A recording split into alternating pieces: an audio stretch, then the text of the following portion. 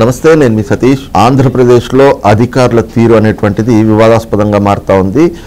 ముఖ్యంగా పోలీసులు వ్యవహరిస్తున్నటువంటి తీరు పైన మాత్రం అనేక విమర్శలు కూడా వెల్లువెత్తున్నటువంటి పరిస్థితి. నిన్న ఏదైతే ముఖ్యమంత్రి చంద్రబాబు నాయుడు గారు అలాగే ఉప ముఖ్యమంత్రి పవన్ కళ్యాణ్ గారు కూడా అధికారుల తీరు పట్ల కొంత అసహనం వ్యక్తం చేయడం కూడా ఈ చర్చలకు దారితీస్తున్నటువంటి పరిస్థితి. మరి ఆంధ్రప్రదేశ్లో జరుగుతున్నటువంటి పరిణామాలు, అధికారులు వ్యవహరిస్తున్నటువంటి తీరు ఏ విధంగా ఉంది అనేటువంటి అంశాలు మనతో విశ్లేషించేందుకు జనసేన అధికార ప్రతినిధి కూచంపూడి శ్రీనివాస్ గారు ఉన్నారు. సార్ నమస్తే. నమస్తే అండి. సార్, ముఖ్యంగా ఆంధ్రప్రదేశ్లో అధికారులు వ్యవహరిస్తున్నటువంటి తీరుని ఎలా చూడాలంటే, నిన్న పవన్ కళ్యాణ్ గారు ఆయన కాకినాడ వెళ్ళడం, అక్కడ పోర్ట్లో జరుగుతున్నటువంటి అంశాలు, రేషన్ బియ్యానికి సంబంధించి ఆయన వ్యవహరించినటువంటి, అక్కడ అధికారులు వ్యవహరిస్తున్నటువంటి తీరు, ఆయన అసహనం వ్యక్తం చేయడం, ఇటు చంద్రబాబు నాయుడు గారు కూడా మరి ఏదైతే కనుక వెంకటరెడ్డి ఆయన విషయంలో పోలీసులు వ్యవహరించినటువంటి తీరు, ఈ పరిణామాలని ఎలా అర్థం చేసుకోవాలంటే?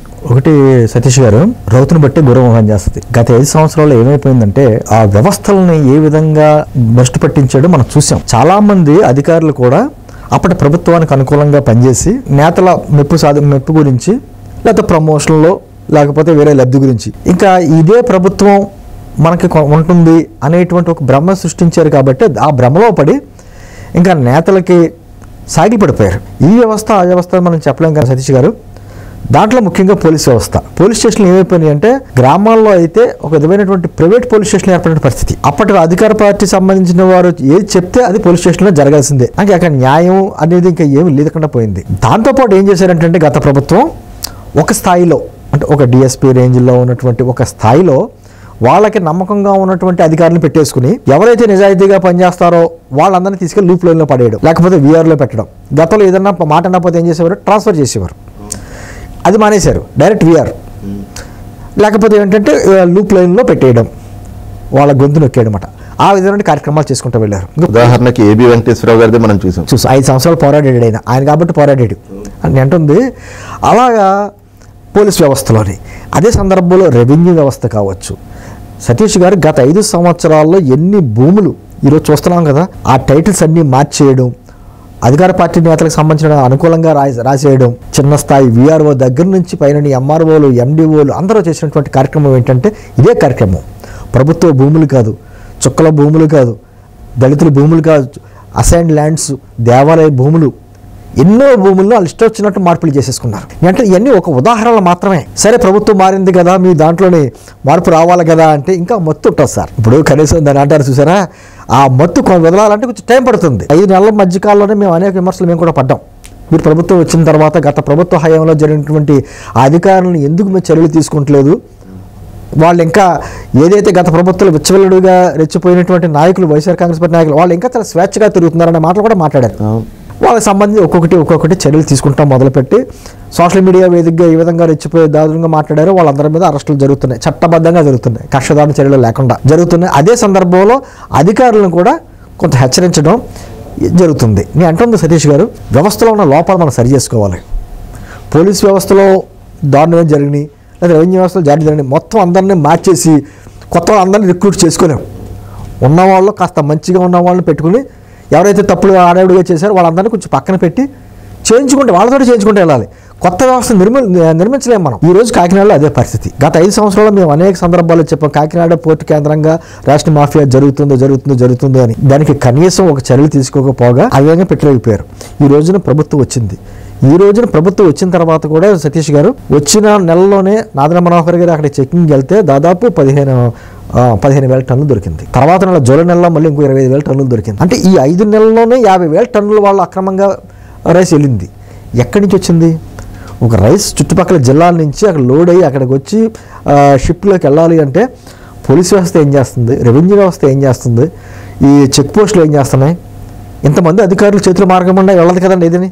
అంటే ఇంకా పాత వాసనలో పోలేదు, ఆ విధంగానే జరుగుతుంది. కానీ నిన్న పవన్ కళ్యాణ్ గారు చెప్పింది అదే. రైస్ విషయం పక్కన పెట్టండి, అది ఒక బార్డర్ ఆర్డీఎక్స్ వస్తుందా, లేకపోతే ఏదన్నా ఏమంటారో గంజాయి లాంటివి, డ్రగ్స్ లాంటివి వస్తున్నాయా, దేశ భద్రతకు సంబంధించి ఏం వస్తున్నాయి? అసలు అధికారులు ఇంత నిర్లక్ష్యం ఏంటి? అసలు 16 మందితో ఒక షిప్ యార్డ్లో 16 మంది చెక్ ఉన్నారంటే అక్కడ చెక్ పోస్ట్కి. దీని గురించి నేను పదే 2 నెలలు బట్టి వద్దాం అనుకుంటా, నన్ను రానివ్వకుండా అధికారులు ఏదో వంక పెడుతున్నారు. ఇది ఎంతవరకు సమంజసం? నేను వస్తున్నానని చెప్తే ఎస్పీ సెలవు వెళ్ళిపోయాడు. అసలు ఏం జరుగుతుంది పెద్ద మాఫియాగా? నేను అంటుంది ఎందుకు చెప్తున్నాను సార్, ఎన్ని ఉదాహరణలు ఏదైతే గత 5 సంవత్సరాల్లో వ్యవస్థలను నిర్మూలన చిన్నాభిన్నం చేసుకుంటూ వచ్చారో అవన్నింటిని కొంచెం సరి చేసుకుంటూ వెళ్ళాలి. ఈ రోజున చంద్రబాబు గారికి ఆ అవకాశం ఉంది, దాని ఏమంటారు, ఒక అనుభవం కూడా ఉంది ఆయనకి ఏది ఎక్కడ సెట్ చేయాలో చాలా ఓపిక్గా ప్రశాంతంగా సెట్ చేస్తాడు. అంతే తప్ప హడావిడిగా చేసి దీనివల్ల మళ్ళీ ప్రజల్లోకి వ్యతిరేకత వచ్చేలాగా, అంటే ప్రతిపక్షాలకు ఒక ఆయుధంగా మారకూడదు. చూసావా కక్షదారుణ చర్యలుగా చేస్తున్నారనేటువంటి మాట రాకూడదు. అందుకనే చట్టపరంగా ఎవరికి ఏ నోటీసులు ఇవ్వాలి నోటీసులు ఇస్తున్నారో తీసుకొచ్చి కూర్చోబెడుతున్నారు, వాళ్ళని చట్టం ముందు కోర్టుల ముందు నిలబెడుతున్నారు, న్యాయస్థానాలకు అప్పచెప్తున్నారు. అది జరగాలి. రాజ్యాంగబద్ధ పాలన అంటే అదే కదా శశి గారు. అది కాకుండా గతంలో మా మీద ఇలా ఇటువంటి కార్యక్రమాలు తీసుకున్నారు కాబట్టి వాళ్ళకి మళ్ళీ మనం పోలీసులు రెచ్చగొట్టి తెల్లవారుజామున అర్ధరాత్రి అరెస్టులు చేయించి గోడ దూకి వాళ్ళని అచ్చెన్నాయుడు గారిని అరెస్ట్ చేసినట్టు అటువంటి కార్యక్రమాలు మనం చేయకూడదు. ఎందుకంటే గత ప్రభుత్వాలు ఎలాగైతే వాళ్ళు చేశారో ఆ కార్యక్రమాలు చేయకపోవడమే కూటమి ప్రభుత్వం చేయవలసింది. ఎందుకంటే వాళ్ళు పరిపాలించినట్టు లేదా వాళ్ళు చేసినటువంటి కార్యక్రమాలు చేయకూడదు. అదే భావంతో ఈ రోజున చంద్రబాబు గారు కానీ పవన్ కళ్యాణ్ గారు కానీ ఎక్కడికెక్కడ ఆ ఉన్న లోపాలు సరి చేసుకుంటూ ముందుకెళ్తున్నారు. ఖచ్చితంగా కొన్నాళ్ళకే ఇప్పుడు మత్తు ఒకరోజు కాదు 2 రోజులకైనా మత్తు విడుతుంది కదా, ఖచ్చితంగా మత్తు విడుతుంది. లేకపోతే వాళ్ళ మీద ఏ విధమైన కఠిన చర్యలు తీసుకోవాలో చట్టబద్ధంగా తీసుకుంటారు. కాకపోతే ఇక్కడ ప్రధానంగా వస్తున్నటువంటి ఒక చర్చ ఏమిటి అంటే, ఓకే వాళ్ళని అధికారులపైన మీరు చర్యలు తీసుకుంటాము చట్టబద్ధంగా అంటున్నారు, కానీ ఈ లోపల జరగాల్సిన డ్యామేజ్ జరుగుతూ ఉంది కదా, ఇప్పటికీ ఇంకా ఈ అక్రమ రవాణాలు ఇవన్నీ కూడా కొనసాగుతూ ఉన్నాయంటే మరి ప్రధానంగా ఇలాంటి ప్రలోభాలు లేదంటే గనక ఒత్తిళ్లకు తలొగ్గినటువంటి వాళ్ళు గత పాలనలో గనక అవినీతి అక్రమాలను ప్రోత్సహించినటువంటి అధికారులు ఇంకా వాళ్ళు ఉంటే అదే కొనసాగింపు అవుతుంది, కానీ వాటి కట్టడి చేసేటువంటి చర్యలు అంటే నేను అంటుంది సతీష్ గారు వచ్చి 5 నెలలు అయింది ప్రభుత్వం. నేను అంటుంది అదే వాళ్ళలో ఉన్న లోపాలు తీసుకుని వాళ్ళని ఎక్కడ పెట్టాలో అక్కడ పెట్టే కార్యక్రమాలు జరగాలి రాష్ట్రంలో. ఎందుకంటే ఇందాక చెప్పినట్టు చిన్న స్థాయి దగ్గర నుంచి పై స్థాయి వరకు అన్ని స్థాయిలో అందరినీ ఈ విధంగా నాశనం చేశారు. చేసుకుంటూ వెళ్తే కొంచెం కష్టమైన పని.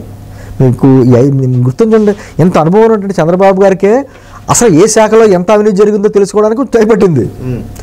ఆయన వైట్ పేపర్స్ రిలీజ్ చేయవలసి వచ్చింది దేంట్లో ఎంత జరిగిందనేది. ఆయన కూడా ఏమన్నాడు, ఇంకా తవ్వుతున్నాం, ఎంత బయటకు వస్తుందో కూడా తెలియని పరిస్థితి, ఎంతమంది అధికారులు ఏ సహకరించారో కూడా తెలియని పరిస్థితి.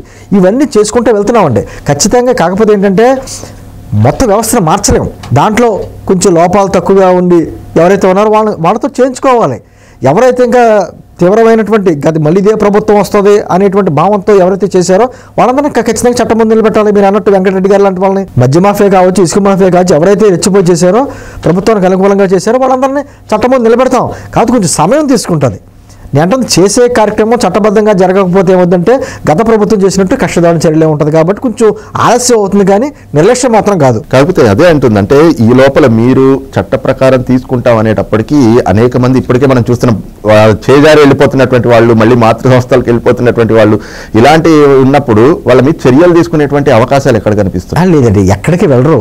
నేను అంటుంది కొంచెం ఆలస్యం అవుతుంది తప్ప ఆలస్యం కాదని అవుతున్నాను కదా. ఎక్కడికి వెళ్ళిపోయారు, ఎక్కడికి వెళ్తారండి? ఎక్కడున్నా ఈ భూమండలం మీద ఉండాలి కదా. ఖచ్చితంగా దేశాలు ఎక్కడున్నా తీసుకొస్తారు. లేదు దేశాలు దాటి పారిపోతే ఇంటర్పోల్ ఉంది తీసుకొస్తారు. అంటే అతని మీద ఆరోపణలు వచ్చినాయి అని చెప్పని గతంలో ఆరోపణలు చేస్తాం. ఈరోజు బాధ్యత ఉంటుంది ప్రభుత్వం మీద. ఆరోపణలు కాదు, అవి వాస్తవాలని చెప్పి నిరూపించడానికి కొంచెం టైం పడుతుంది. ఏదైనా కొంచెం సమయం తీసుకుంటుంది. మన వ్యవస్థలో ఈరోజు చేస్తే రేపు పొద్దునకి ఫలాలు వచ్చేటువంటి వ్యవస్థలు కాదు. ఏదైనా కొంచెం టైం తీసుకుంటుంది. వాళ్ళకు కూడా అవకాశాలు కూడా ఇస్తారు. ఇప్పుడు న్యాయస్థానం కసప కూడా అవకాశం ఇచ్చింది. అటువంటిది వీళ్ళ అంతకంటే దుర్మార్గులు ఏం కాదు కదా. కాకపోతే వాళ్ళకి అవకాశం ఇస్తుంది. వాళ్ళు కూడా మళ్ళీ బెయిల్ పెట్టుకుంటారు. వాళ్ళకు ఉన్నటువంటి చట్టంలో ఉన్నటువంటి లోపాలు మనకంటే ఎక్కువ వాళ్ళకి తెలుసు. కాబట్టి దాంట్లో ఎలా ఉపయోగించాలో తెలుసుకోవాలి. కాబట్టి అన్నీ కూడా ఒక్కొక్కటి ప్రక్షాళన చేసుకుంటూ వెళ్తున్నారు. దాంట్లో భాగంగానే ఈరోజు అందరూ ఒకళ్ళొకళ్ళు వస్తున్నారు. మీరు గమనించారో లేదో, తీసుకుంటలేదు అంటున్నారు, కానీ చర్యలు జరుగుతున్నాయి. ఒక పక్కన అందరూ కోర్టులకు వెళ్తున్నారు, ఒకరికొకళ్ళు వస్తున్నారు. విజయపాల్ ఎంత చేశాడండి? వచ్చాడు కదా, అరెస్ట్ అయ్యాడు, లోపలికి వెళ్ళాడు, అక్కడ సుప్రీంకోర్టు దాకా వెళ్ళాడు. కానీ కుదరదు కదా, కొంతవరకే ఛాన్స్ ఉంటుంది. ఆ తర్వాత ఖచ్చితంగా ఎవరైతే తప్పులు చేశారో, గత ప్రభుత్వానికి అనుకూలంగా ఉండి ఎవరైతే విచ్చలవిడిగా చేశారో, అధికారులు దుర్వినియోగం చేశారో వాళ్ళందరూ చట్టం ముందు నిలబెడతారు. కొంచెం సమయం పడుతుంది అంతే.